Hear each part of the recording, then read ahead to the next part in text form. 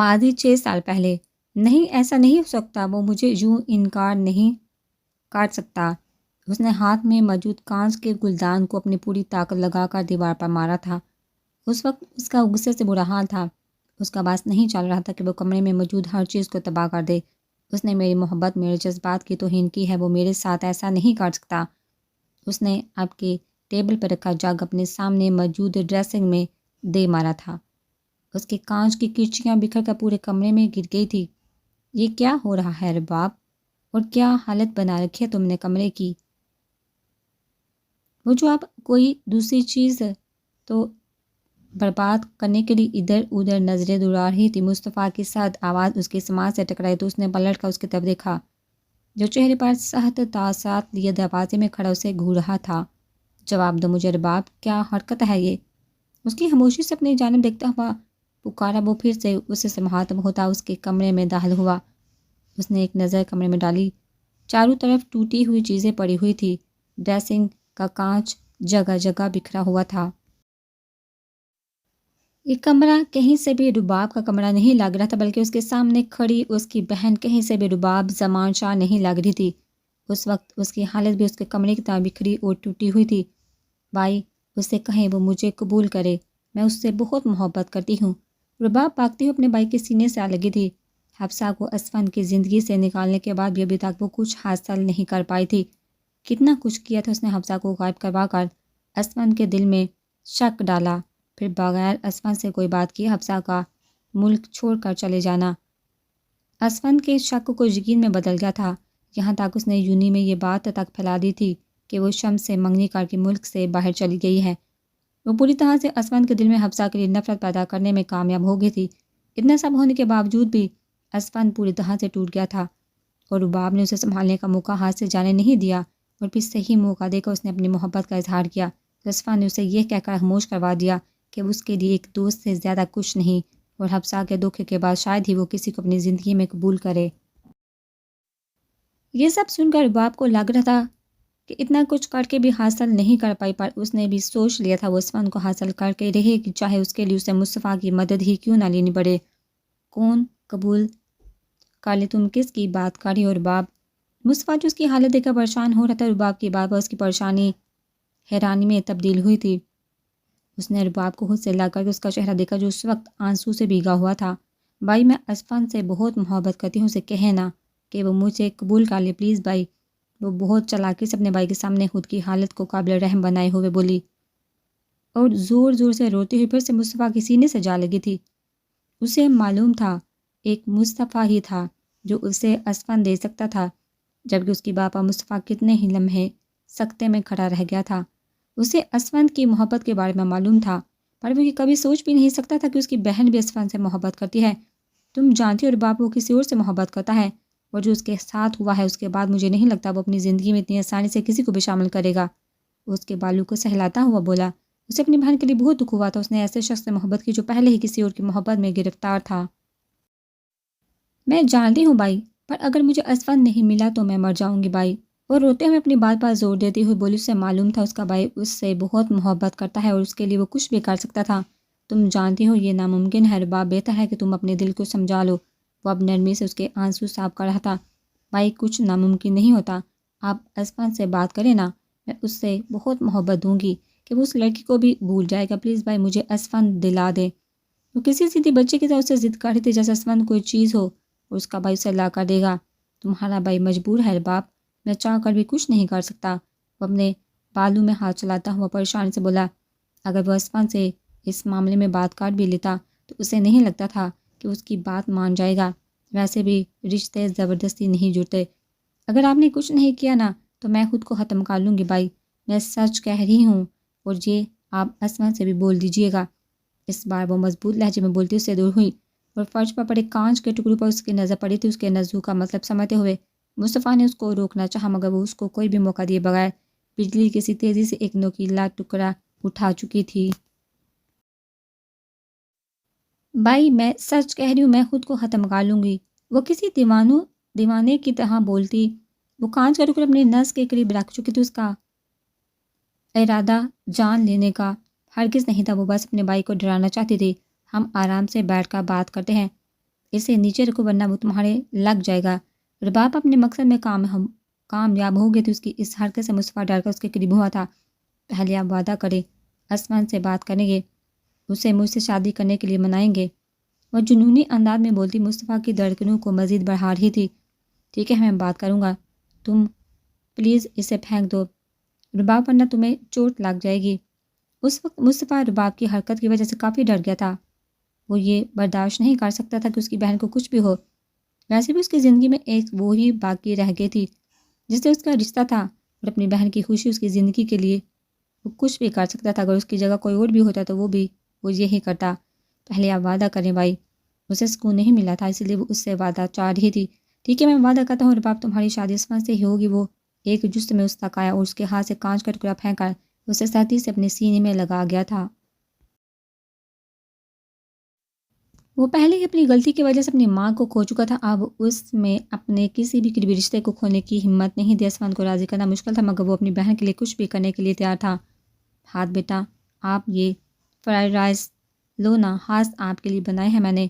وہ جو کھانا کھاتے ہوئے اپنے موبائل پر آئے میل چیک کر رہا تھا۔ حفصہ کی محبت بڑی آواز پر اس کا منہ کی طرف جاتا ہوا ہاتھ ایک لمحے کے لیے رکا اور اس نے گردن موڑ کر اپنے بائیں جانب دیکھا جہاں حفصہ ہاتھ کے برابر میں بیٹھی اس کو بہت ہی محبت سے کھانا کھلا رہی تھی۔ یہ منظر دیکھ کر ایک سکون سا اس کے اندر اترا تھا۔ اسے اپنے بیٹے سے بہت محبت تھی، آج بھی اسے اچھی طرح سے یاد ہے جب رباب نے اسے اپنے پریگننٹ ہونے کی خبر سنائی تھی۔ یہ خبر سن کر وہ کتنے ہی لمحے خاموش کھڑا رہ گیا تھا۔ رباب سے شادی صرف اس نے مجبوری میں کی تھی، اسے کبھی حفصہ کی جگہ نہیں دے پایا تھا، مگر انجانے میں ہوئی غلطی کی وجہ سے وہ رباب اور اپنے درمیان میاں بیوی کا رشتہ قائم کر چکا تھا۔ جتنا شاک وہ اس خبر سے تھا اتنی ناخوش رباب تھی، اور وہ اس کی وجہ جان نہیں پایا تھا۔ اور پھر جب اس نے پہلی بار ہاتھ کو گود میں لیا تو اس سے زندگی سے پھر سے محبت ہو گئی تھی، وہ اس کے وجود کا حصہ تھا۔ لیکن رباب ہاتھ کی پیدائش کے فوراً بعد اسے طلاق لے کر چلی گئی تھی۔ اس چھوٹے سے بچے کو تڑپتا ہوا چھوڑ کر تب وہ لمحہ تھا جب اسمان کو دوسری بار کسی سے نفرت ہوئی تھی، لیکن آج تک وہ اس کے یوں طلاق لینے کی وجہ جان نہیں پایا تھا اور ساتھ ہی حیران بھی۔ لیکن وہ اپنی زندگی میں خوش تھا۔ اپنی بیٹی کے ساتھ اس نے کبھی کسی کو اپنی زندگی میں لانے کے بارے میں سوچا نہیں تھا، مگر پھر کسی آندھی طوفان کی طرح وہ دونوں اس کی زندگی میں واپس آ گئی۔ لیکن اس سارے قصے میں وہ ایک بات سے مطمئن تھا، وہ تھا حفصہ کا ہاتھ کے ساتھ رویہ۔ وہ بالکل سگی ماں کے ساتھ اس کا خیال رکھتی تھی۔ شاید رباب بھی اس کا اس طرح سے خیال نہ رکھ پاتی، اس کے ساتھ کیسا بھی رویہ رکھتا، مگر حفصہ اس کا اثر ہاتھ کی محبت پر پڑنے نہیں دیتی تھی۔ اور یہی وہ باتیں تھیں جن کی وجہ سے 6 سال پہلے حفصہ کے دیے دھوکے کی وجہ سے اس کے دل میں جمی دھول آہستہ آہستہ ہٹتی جا رہی تھی۔ ماما بس کرے، میں اب مزید نہیں کھا سکتا، آپ نے لنچ میں بھی اتنا کچھ کھلا دیا تھا، اس طرح سے تو میرا پیٹ باہر آ جائے گا۔ ہاتھ کی آواز پر اس کی سوچوں کا سلسلہ ٹوٹا۔ وہ پھر سے ان دونوں کی طرف دیکھنے لگا۔ اس کی موجودگی کو مکمل نظر انداز کیے ہوئے وہ اب ٹیشو سے ہاتھ کا منہ صاف کر رہی تھی۔ اس وقت ڈائننگ ٹیبل پر وہ تینوں ہی موجود تھے۔ ریاض صاحب نے طبیعت خرابی کی وجہ سے کھانا اپنے روم میں ہی کھا لیا تھا، جبکہ حدید کسی کام کے سلسلے میں باہر کیا ہوا تھا، اس لیے آج کھانے کی ٹیبل پر مکمل خاموشی تھی۔ ماما میں جا رہا ہوں، میرا پسندیدہ شو شروع ہونے والا ہے، آپ بھی جلدی آئیے۔ کھانا ختم ہونے کی دیر تھی کہ وہ یکدم اپنی چیئر سے کھڑا ہوتا ہوا لاؤنج کی طرف بھاگا تھا۔ آرام سے بیٹا ورنہ چوٹ لگ جائے گی۔ اس کی جلد بازی پر حفصہ اسے ٹوکے بغیر نہ رہ سکی تھی، مگر وہ اس کی بات پر دھیان دیے بغیر وہاں سے نکل گیا۔ حفصہ سر کو نفی محلاتی وہاں رکھے برتن اٹھانے لگی۔ آج ملازمہ بھی چھٹی پر تھی، اس لیے یہ کام بھی اسے ہی کرنا پڑ رہا تھا۔ وہ اسمن کی موجودگی کو بالکل نظر انداز کیے برتن سمیٹنے لگی، مگر اس کی خود پر جمی نزو کو وہ بخوبی محسوس کر رہی تھی۔ برتن اٹھاتے اس کے ہاتھوں کی لرزش اسمن کی نزو سے پوشیدہ نہ رہ سکی۔ وہ اب آرام سے بیٹھا اس کی ایک ایک حرکت کو نوٹ کر رہا تھا۔ جب اس کی گہری نزو کی تپش برداشت نہ کر پائی تو جلدی برتن اٹھا کر کچن میں آ گئی تھی۔ برتن سلپ پر رکھ کر وہ گہرے گہرے سانس لینے لگی، جیسے میلوں کا سفر طے کر کے آئی ہو۔ تم مجھ سے بھاگ کیوں رہی ہو؟ وہ آنکھیں بند کے کھڑی اپنی تیزی سے دھڑکتے دل کو قابو کرنے کی کوشش کر رہی تھی جب اسے اپنے پیچھے اسمن کی آواز سنائی دی تھی۔ وہ یکدم پلٹی تو سامنے ہی وہ اپنے پینٹ کی پاکٹ میں ہاتھ ڈالے کھڑا اسے اپنی نزو کے حصار میں لیے ہوئے تھا۔ نہیں میں تم سے کیوں بھاگوں گی، میں تو یہاں برتن رکھنے آئی تھی۔ اسے دیکھ کے بغیر بولی جانے کیوں اس میں اسمن سے نظریں ملانے کی ہمت نہیں تھی۔ پہلے تو وہ خود اسے سچ بتانے کے لیے اس کے آگے پیچھے پھرتی رہتی تھی، مگر اب اسے لگنے لگا تھا پہلے تو وہ حدود سے سچ بتانے کے لیے اس کے آگے پیچھے پھرتی رہتی تھی، مگر اب اسے لگنے لگا تھا وہ جو بھی بولے گی اسفند اس پر بالکل یقین نہیں کرے گا۔ اگر ایسا ہے تو تم میری طرف دیکھنے سے کیوں کترا رہی ہو؟ میں جہاں بھی جاتا ہوں تم وہاں سے چلی جاتی ہو، ایسا کیوں ہے؟ اس کے چہرے پر نظریں جمائے آہستہ آہستہ اس کے قریب بڑھا تھا۔ اس کا اپنی جانب بڑھتا ہر ایک قدم حفصہ کی دھڑکنیں بڑھا رہا تھا۔ نہ میں تم سے کترا رہی ہوں، نہ ہی تم سے بھاگ رہی ہوں، تمہیں شاید کوئی غلط فہمی ہوئی ہے۔ وہ اپنے شانے سے پھسلتا دوپٹہ صحیح کرتی ہوئی بولی، جو اس کی موجودگی میں بار بار پھسل کر اسے تنگ کر رہا تھا۔ پر تمہاری حالت کچھ اور ہی بتا رہی ہے۔ وہ مکمل اس کے سامنے آ کھڑا ہوا تھا۔ حفصہ نے پیچھے ہونا چاہا، مگر اپنی کمر کے پیچھے سلپ ہونے کی وجہ سے وہ مزید اس سے دور نہ ہو پائی تھی۔ تمہاری پلکوں کی یہ لرزش کچھ اور ہی بتا رہی ہے۔ وہ بہت ہی آہستگی سے اس کی پلکیں چھوتا ہوا بولا۔ پلکوں کو چھوتے ہوئے اس کے ہاتھ اب اس کی گردن کی طرف جا رہے تھے۔ تمہارے جسم کی یہ کپکپاہٹ، اس کی گردن پر موجود اس نشان پر اپنی انگلی پھیر رہا تھا جو وہ گزری رات وہ اسے دے چکا تھا۔ اس کی انگلی اس جگہ پر محسوس کر کے حفصہ نے تڑپ کر اس کی جانب دیکھا تھا، جس کے نظریں اب اس کے نشان پر جمی ہوئی تھی۔ تمہاری یہ بوکھلاہٹ، تمہارے قریب آتے ہی تمہارے ماتھے پہ پسینہ آ جانا۔ اس کی انگلی بہت ہی نرمی سے اس نشان کو سہلا رہی تھی، جبکہ اس نے اپنے دوسرے باری ہاتھ سے اس کے ماتھے پر آیا پسینہ صاف کیا تھا۔ ایسا کچھ نہیں ہے، گرمی زیادہ ہے تو بس اسی لیے۔ اپنی حالت پر قابو پاتی پر مشکل بول پائی اور اس کی سائڈ سے نکلنا چاہا، مگر وہ اس کا ارادہ باب کر اس کے ارد گرد اپنے ہاتھ رکھتا مکمل اسے اپنے حصار میں لے چکا تھا۔ یہ سب میری قربت کی وجہ سے ہے، تم تو اس بات کو تسلیم کیوں نہیں کر رہی حفصہ اسفندیان؟ وہ مزید اس پر جھک کر اس کے چہرے پر پھونک مارتا ہوا بولا۔ اس کے حرکت پر حفصہ اپنا سانس روک کر رہ گیا۔ اسفند، پلیز دور ہٹو، کوئی آ جائے گا۔ اس کی بڑھتی نزدیکی سے گھبرا کر حفصہ ادھر ادھر دیکھتی ہوئی بولی۔ اسے ڈر بھی تھا، اگر کوئی کچن میں آ گیا، انہیں اس طرح کھڑا دیکھ لیا تو کتنی شرمندگی ہوگی۔ اگر تمہارے اندر ہمت ہے تو تم ہٹا دو، میں ہٹ جاؤں گا، ورنہ… وہ آنکھوں میں ایک عجیب سی چمک لی اسے تک رہا تھا جو اس کے علاوہ اس کچن میں موجود ہر چیز کو دیکھ رہی تھی۔ تم کیوں مجھے پریشان کرتے ہو؟ اتنا سب کچھ کرنے کے بعد بھی تمہیں سکون نہیں؟ اس کا باقی کا جملہ منہ میں ہی رہ گیا تھا جب اسفند باقی کا فاصلہ مٹاتا اس پر جھکا اور حفصہ کی گردن پر موجود اس نشان پر اپنے لب رکھ چکا تھا۔ اسفند، حفصہ نے تڑپ کر اس کے سینے پر ہاتھ رکھ کر اسے دور کرنا چاہا، مگر وہ اس کی کلائی کو اپنی گرفت میں لے چکا تھا۔ ماما، آپ کو اتنی دیر کیوں لگ رہی ہے؟ میں کب سے آپ کا انتظار کر رہا ہوں۔ اس سے پہلے کہ اسفند اس کے چہرے پر چکا مزید کوئی گستاخی کرتا، ہاتھ کی آواز پر فوراً اس کی کلائی آزاد کرتا اسے دور ہوا اور ہاتھ کی جانب پلٹا جو اب کچن میں داخل ہو چکا تھا۔ ہاں بیٹا، میں بس آ رہی ہوں، تھوڑا کام رہ گیا تھا۔ وہ شرمندگی سے سرخ چہرہ لیے اپنا دوپٹہ صحیح کرتی ہاتھ کی طرف بڑھی اور ایک نظر اسفند کو دیکھا جو خود بھی شرمندہ سا نظر آ رہا تھا۔ وہ تو شکر تھا اس نے انہیں نہیں دیکھا تھا، ورنہ وہ شرمندگی کی وجہ سے ہاتھ کے سامنے بھی نہ آ پاتی۔ ڈیڈ، آپ بھی آ جائیے، ہم تینوں ساتھ بالکل کوئی اچھی سی مووی دیکھتے ہیں۔ آج وہ حفصہ کے ساتھ اب اسفند کا ہاتھ بھی تھامتا ہوا دونوں کو اپنے ساتھ لیے کچن سے نکلا تھا۔ اسفند جو اسے انکار کرنے والا تھا کیونکہ اسے آفس کا کچھ کام کرنا تھا، مگر اپنے بیٹے کے چہرے پر خوشی دیکھ کر وہ خاموشی سے اس کے ساتھ چل دیا تھا۔ میں تمہیں یہاں خاموش کھڑا رہنے کے لیے نہیں لایا ہوں، اپنے لیے پسند کرو کچھ۔ اس کے سامنے رکھی ڈریس کو یک تک دیکھتا ہوا پا کر مصطفیٰ حورین سے مخاطب ہوا تھا۔ وہ جو خاموش کھڑے اپنے خیال میں گم تھے، مصطفیٰ کی آواز سماعت سے ٹکرائی تو وہ جیسے ہوش میں تھی۔ مجھے اس سب کی ضرورت نہیں، میرے پاس پہلے سے ہی سب موجود ہے۔ وہ بیزاری اپنے سامنے رکھی ڈریس کو ایک طرف کرتی ہوئی بولی۔ اس وقت وہ دونوں شہر کے سب سے بڑے مال میں موجود تھے۔ وہ یہاں آنا تو نہیں چاہتی تھی، مگر وہ مصطفیٰ ہی کیا جو حورین کی سن لے۔ اس کے نہ کرنے کے باوجود وہ اسے زبردستی یہاں لے آیا تھا۔ وہ بے تاثر چہرہ لیے اس کے ساتھ جہاں موجود تھی۔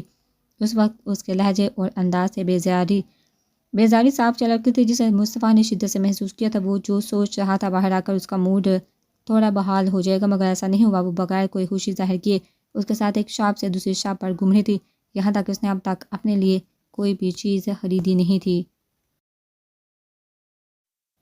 اب حور کی بیزاری اسے کوفت میں مبتلا کر رہی تھی۔ پر میں چاہتا ہوں تم اپنے لیے کچھ لو، اس لیے نہ مت کرو اور جلدی سے کوئی اچھی سی ڈریس پسند کرو اپنے لیے۔ وہ سامنے رکھے ڈریسز کی طرف اشارہ کرتا ہوا بولا۔ وہ ایک نظر گردن موڑ کر اپنے ساتھ آئے گارڈ کو دکھا۔ وہ پچھلے 2 دن سے حورین کی خاموشی کو نوٹ کر رہا تھا۔ اس نے خود کو اپنے کمرے میں قید کر لیا تھا مصطفیٰ کو لگ رہا تھا کہ وہ عثمان کے گھر سے آ جانے کی وجہ سے اداس ہے، اس لیے وہ اس کی اداسی کو ختم کرنے کے لیے شاپنگ کروانے کے لیے آیا تھا۔ ساتھ ہی ہورین کی سیکیورٹی کے لیے اس کے 2 گارڈ بھی موجود تھے، جنہیں وہ بار بار الرٹ رہنے کا اشارہ کر رہا تھا۔ یہ دیکھو، یہ ڈریس بہت اچھی لگ رہی ہے اور یہ کلر تم پر سوٹ بھی کرے گا۔ مصطفیٰ کی نظر وائٹ اور پنک کلر کے کمبینیشن والے سوٹ پر پڑی تو وہ اسے اٹھا کر ہورین کو تھماتا ہوا بولا۔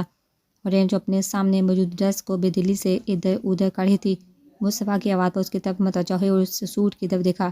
اسے دیکھا اتنی دیر میں پہلی بار ہورین کی آنکھوں میں چمک آئی تھی۔ وہ سوٹ واقعی میں بہت خوبصورت تھا، گلے پہ بہت باریکی سے وائٹ موتی کا کام کیا ہوا تھا۔ ویسے بھی اسے ہمیشہ سے لائٹ کلر ہی پسند آتے تھے۔ جا کر اسے ٹرائی کرو، اسے سوٹ کی طرف تعریفی نظر سے دیکھتے ہوئے وہ اسے مخاطب ہوا۔ ہورین پہلے تو منع کرنا چاہتی تھی، مگر مصطفیٰ کی آنکھوں میں جانے ایسا کیا تھا کہ وہ لاکھ چاہنے کے باوجود انکار نہیں کر سکی، اور مصطفیٰ کے ہاتھ سے سوٹ لے کر وہ چینجنگ روم کی طرف بڑھی تھی۔ ہورین کے جانے کے بعد اس نے ٹائم دیکھا، شام کے 7 بج تھے۔ ان لوگوں کو جہاں آئے ہوئے ابھی 1 گھنٹہ ہی ہوا تھا، اور اس 1 گھنٹے میں انہوں نے مشکل سے ایک ڈریس ہی سلیکٹ کی تھی۔ وہ ٹائم دیکھ ادھر ادھر نظر دوڑانے لگا۔ اس وقت مال میں کافی رش تھا، اور جس شاپ میں وہ لوگ موجود تھے اس سے بھی کچھ خاتون اپنے شوہر کے ساتھ موجود تھی، اور ان پر نظر ڈال کر ایک گہری سانس فضا میں چھوڑتا ادھر سے ادھر چکر لگاتا ہورین کا انتظار کرنے لگا۔ کچھ لمحے یوں ہی گزر گئے، مگر وہ اب تک واپس نہیں آئی تھی۔ مصطفیٰ نے ایک نظر پھر سے اپنے ہاتھ میں پہنی گھڑی پر ڈالی۔ اسے گئے ہوئے 20 منٹ ہو گئے تھے۔ وقت دیکھ کر مصطفیٰ کو یکدم سے تفتیش ہوئی، دل یکدم بے چین ہوا تھا۔ دل میں کہیں نہ کہیں ایک ڈر تھا جو اس کی اتنی دیر غیر موجودگی سے مزید بڑھ گیا تھا۔ اتنی دیر کیوں لگ رہی ہے تمہیں ہورین؟ وہ اپنے اندر کی گھبراہٹ کو کم کرنے کے لیے بالوں میں ہاتھ چلاتا چینجنگ روم کی طرف بڑھا تھا۔ ہورین کیا ہوا تمہیں اتنی دیر کیوں لگ رہی ہے؟ کوئی مسئلہ ہے؟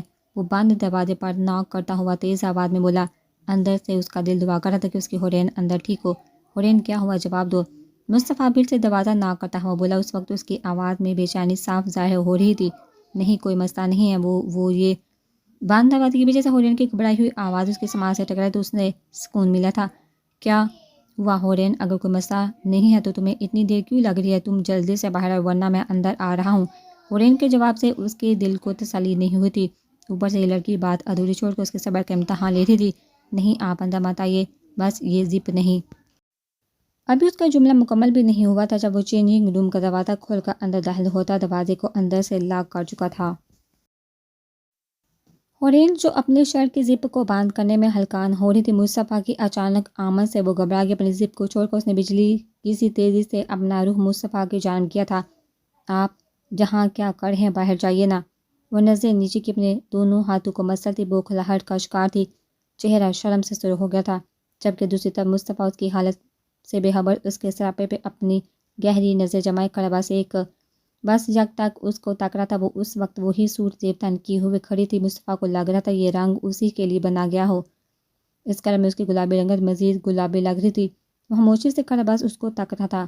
جب اس کی نظر سامنے آئینے میں نظر آتی، اس کی کھلی زپ پڑی، اسے ساری بات سمجھنے میں دیر نہیں لگی تھی۔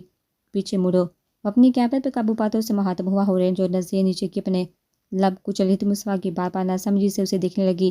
زپ کھلی ہے تمہاری، میں بند کر دیتا ہوں۔ اپنی بات کہتا وہ مزید اس کے قریب ہوا، جبکہ اس کی بات پر ہورین کا چہرہ شرم سے مزید سرخ ہو گیا تھا۔ اپنی بوکھلاہٹ میں اس نے اپنے بال تو پیچھے کر لیے تھے، مگر پیچھے لگے آنے پہ اس نے دھیان ہی نہیں دیا تھا، جہاں سے اس کی کھلی زپ سے جانگتا جسم نمایاں ہو رہا تھا، جس سے اس کے بال چھپانے میں ناکام ہو رہے تھے۔ آپ رہنے دیں، میں خود کر لوں گی۔ شرمندگی کی وجہ سے اس سے بولا بھی نہیں جا رہا تھا، جبکہ مصطفیٰ اس کی بات کو نظر انداز کرتا اس کا روح آنے کے سامنے کر چکا تھا۔ اگر خود کر لیتی تو اتنی دیر نہ لگتی۔ اس کی مزاحمت کو ہاتھ میں نہ لاتے اور اس کے بالوں کو آگے کرتا اس کی کھلی زپ بند کرنے لگا جو کمر سے نیچے تک جا رہی تھی۔ اس کی انگلیوں کا نرم گرم لمس اپنی کمر پر محسوس کر کے ہورین اپنا سانس کھینچ کر رہ گئی تھی۔ پورے کمرے میں جیسے سنسنی دوڑ گئی، ہتھیلیاں ارک آلود ہو گئی۔ اس نے اپنی جھکی پلکیں اٹھا کر سامنے آئینے میں دیکھا تو مصطفیٰ اس کے چہرے پر نظر جمائے ہوئے تھا۔ اس کی آنکھوں میں آج الگ ہی جذبات ہے جنہیں دیکھا ہورین کو اپنے حلق خشک ہوتا ہوا محسوس ہوا تھا۔ اس ڈریس میں تم بہت خوبصورت لگ رہی ہو، وہ اپنی گمبھیر آواز میں بولتا اس کے کانوں میں رس گھل رہا تھا۔ زپ باندھ کرتی اس کی انگلیاں آہستہ آہستہ اپنا سفر طے کر رہی تھی۔ ہورین کو لگ رہا تھا وہ مزید اس کے سامنے ایسے کھڑی نہیں رہ پائے گی، ایسا لگ رہا ہے جیسے کہ تمہارے لیے ہی بنی ہو۔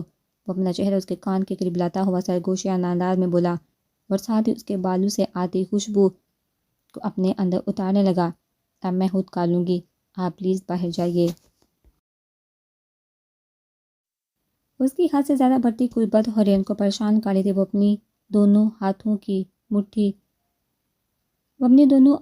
بھیج کر اسے تھوڑے فاصلے پر کھڑی ہوئی تھی۔ مصطفیٰ جو اس کی قربت اور حورین سے آتی دل فریب خوشبو میں کھو سا گیا تھا، اس کے یکدم سے دور جانے پر اس کے ذہن سے نکلا تھا، ٹھیک ہے جلدی آ جانا۔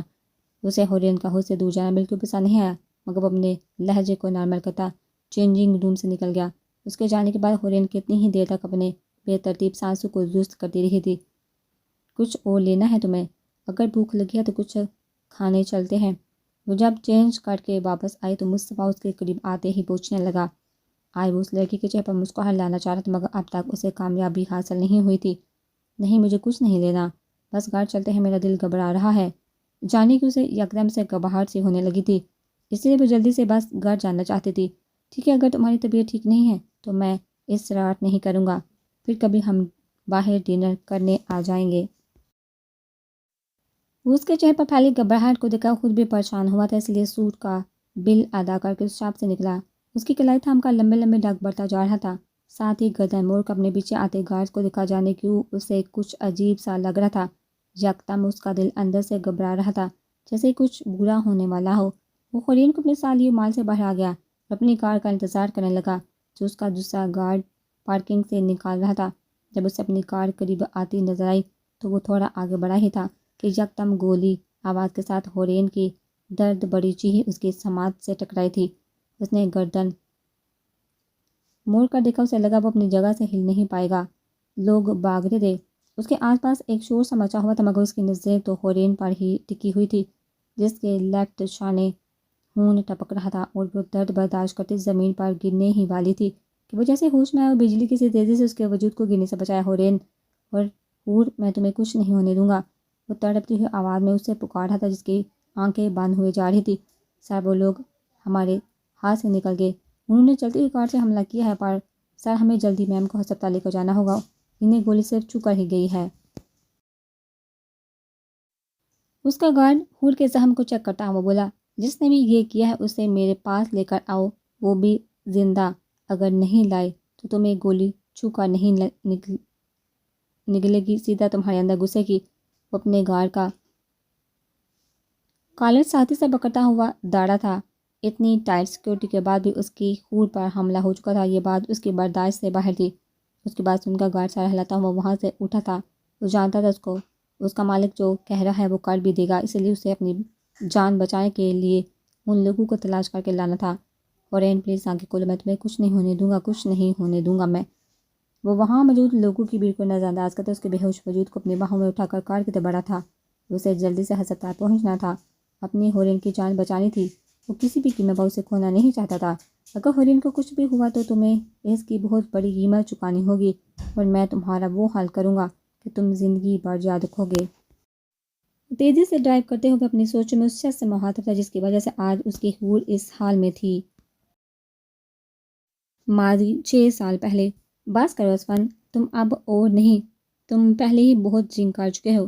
اس کے منہ کی طرف جاتے گلاس کو رباب ایک جھٹکے میں اس کی پہنچ سے دور کرتی ہوئی بولی، جبکہ اس کی اس حرکت سے اسفن کے ماتھے پر بال پڑے تھے۔ تم اپنے کام سے کام رکھو، میرے معاملے میں تمہیں بولنے کی ضرورت نہیں۔ وہ ایک جھٹکے سے اس کے ہاتھ سے وائن کا گلاس چھینتا ہوا سخت لہجے میں بولا، ایک ہی گھونٹ میں گلاس خالی کر کے ٹیبل پر رکھ چکا تھا۔ میں بیوی ہوں تمہاری اسفن، تمہارے معاملے میں مجھے بولنے کا حق ہے۔ اس کو پھر سے گلاس بڑھتا دیکھ رباب نے اس کے ہاتھ سے بوتل چھینی چاہی، مگر وہ ہاتھ اسے بھی اس کی پہنچ سے دور کر گیا تھا۔ تم زبردستی کی بیوی ہو، اس لیے میں تمہیں اپنے معاملے میں بولنے کا حق نہیں دیتا، بہتر تم یہاں سے چلی جاؤ رباب۔ وہ ایک ایک گھونٹ اپنے حلق سے نیچے اتارتا ہوا سخت لہجے میں بولتا اسے تل حقیقت سے آگاہ کر رہا تھا، جبکہ اس کی بات پر رباب اپنے لب بینچ کر رہ گئی تھی۔ وہ کچھ غلط بھی تو نہیں کہہ رہا تھا۔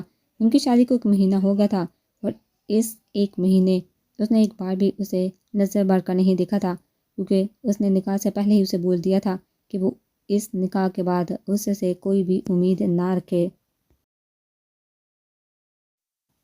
رباب کو اچھی طرح سے یاد ہے مصطفیٰ نے اسے منانے کی بہت کوشش کی، مگر وہ اسے سے نکاح کرنے کے لیے ہرگز راضی نہیں ہوا، یہاں تک کہ اس نے مصطفیٰ سے یہ تک کہہ دیا تھا کہ اگر وہ ایسے ہی اسے زبردستی کرتا رہا تو وہ اپنی اتنی سال پرانی دوستی کو بھی ختم کر دے گا۔ اسمن کی اس بات پر مصطفیٰ نے بھی خاموشی اختیار کر لی تھی، وہ لوگوں کے بیچ میں بری طرح سے پھنس چکا تھا۔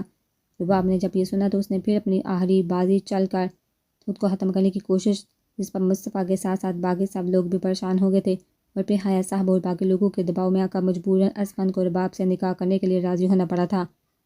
2 مہینے ہو گئے ہیں اسمن، اور تم اس لڑکی کو اب تک بھول نہیں پائے۔ اس نے تمہارے ساتھ اتنا سب کیا، اس کے بعد بھی وہ پھر سے اس کے دل میں حفصہ کے لیے موجود نفرت کو مزید بڑھانے کی کوشش کرنے لگی، جبکہ اس کی بات اسمن کے گلاس پر پکڑ سہت ہوئی تھی۔ وہ جس طرح مجھ سے اور میرے سوالوں سے بچ کر بھاگی ہے وہ میں بھول نہیں سکتا، کبھی بھی نہیں۔ اس بار وہ لہو رنگ آنکھیں لیے اس کی جانب پلٹا تھا۔ حفصہ کا ذکر آتے ہی اس کی رگیں تان سی گئی تھی۔ اس لڑکی کو کیسے بھول سکتا تھا جو اس کا سکون برباد کر کے خود دوسرے ملک جا چکی تھی؟ وہ اتنی بڑی دھوکے باز نکلے گی، اسمن کبھی خواب میں بھی نہیں سوچ سکتا تھا۔ اس کی نفرت کے آگے تمہیں میری محبت کی شدت نظر نہیں آتی؟ ایسا کیوں ہے اسمن؟ وہ آہستہ سے اس کے قریب ہوتی اپنے اور اس کے درمیان فاصلے کو ختم کر چکی تھی۔ ایک بار اس کو بھول کر میری طرف دیکھو اسمن، میرے دل میں تمہارے لیے اتنی محبت ہے، تم یہ بھی بھول جاؤ گے کہ تم نے کبھی کسی سے محبت کی تھی۔ اس کے ہاتھ سے گلاس لے کر ٹپا پر رکھ چکی تھی، جبکہ دوسرا ہاتھ اسمن کے بال میں آہستہ سے چلا رہی تھی۔ اس کے ہاتھ کا لمس تھا یا نشے کا اثر تھا؟ اسمن نے اپنی آنکھیں یکدم سے بند کی۔ بند پلکوں کے پیچھے اس دشمن جان کا چہرہ نظر آیا تو اس نے فوراً آنکھیں کھولی تھی۔ میں اتنی محبت کروں گی تم سے اسمن کہ تم اسے بھی بھول جاؤ گے۔ رباب کی آواز پھر سے اس کے کان میں ٹکرائی تو اس نے گردن موڑ کر دیکھا۔ رباب کی کالی آنکھوں کی جگہ اسے سلور گرے آنکھیں نظر آئی تھی جو بہت محبت سے اسے دیکھ رہی تھی۔ میں تمہیں بھول نہیں پا رہا۔ اس نے ہاتھ بڑھا کر اس چہرے کو چھوا تھا۔ اس وقت وہ بری طرح سے نشے میں تھا، اتنا کہ اسے رباب کی جگہ حفصہ نظر آ رہی تھی۔ اسمن میں یہی تو ہوں تمہارے پاس۔ رباب کی آواز اب حفصہ کی آواز میں بدل گئی تھی۔ وہ مسکراتی ہوئی مزید اس کے قریب ہو رہی تھی اور وہ بے خودی میں اس کے قریب کھینچتا جا رہا تھا۔ میں تم سے نفرت نہیں کر پا رہا۔ وہ اس کا چہرہ دونوں ہاتھوں میں تھام چکا تھا۔ اسے نہیں معلوم تھا وہ کیا کر رہا ہے، مگر اسے معلوم تھا تو بس اتنا کہ اس کے سامنے جو چہرہ تھا وہ اس سے محبت کرتا تھا، شدید محبت۔ اس سے اتنی نفرت کرنے کے باوجود بھی وہ اسے بھول نہیں پا رہا تھا۔ مجھے چھوڑ کر مت جانا حفصہ، کبھی بھی نہیں۔ وہ سرگوشی کرتا اس کے چہرے پر جھک گیا۔ وہ اس وقت ٹوٹا ہوا تھا، بکھر چکا تھا، ہوش میں نہیں تھا۔